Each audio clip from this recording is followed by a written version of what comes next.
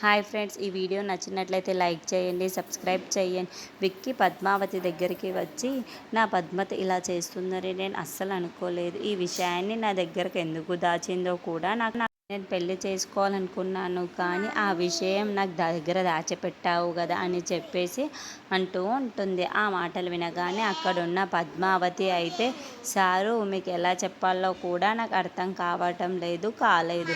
అలాగే యశోద గారు కూడా నాకు ప్రపోజ్ చేసినప్పుడు నా జీవితమే తలకిందలైపోయిందో, ఏం మాట్లాడాలో నాకు తెలియక నేనే ఒక్కసారిగా షాక్ అయిపోయి అలా ఉండిపోయాను అని చెప్పేసి అంటుంది.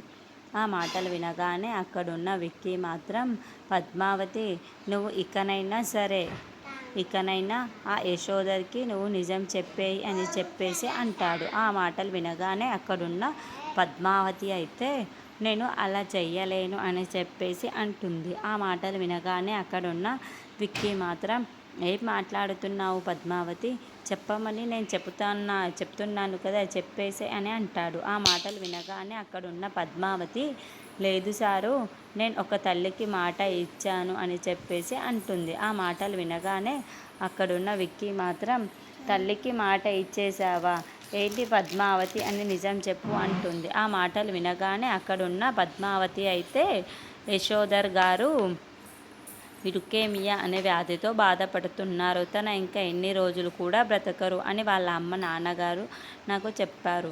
నాకు కూడా చాలా బాధ వేసింది. తనని ఎలాగైనా బాధ పెట్టకూడదు అని చెప్పేసి వాళ్ళ అమ్మ దగ్గర మాట తీసుకున్నాను. అందుకే నేను ఇలా నాటకం ఆడుతున్నాను అని చెప్పేసి అంటుంది. ఆ మాటలు వినగానే అక్కడున్న విక్కీ మాత్రం ఒక్కసారిగా నిల్చొని, పద్మావతి, ఏం మాట్లాడుతున్నావు నువ్వు? యశోద గారికి వ్యాధి ఏంటి, అది లుకేమియానా అని చెప్పేసి అంటూ ఉంటాడు. అవును సారు, తనకి లుకేమియా అనే వ్యాధితో బాధపడుతున్నాడు, తన ఇంకెన్ని రోజులు కూడా కానీ బ్రతకడు అని చెప్పేసి అంటుంది.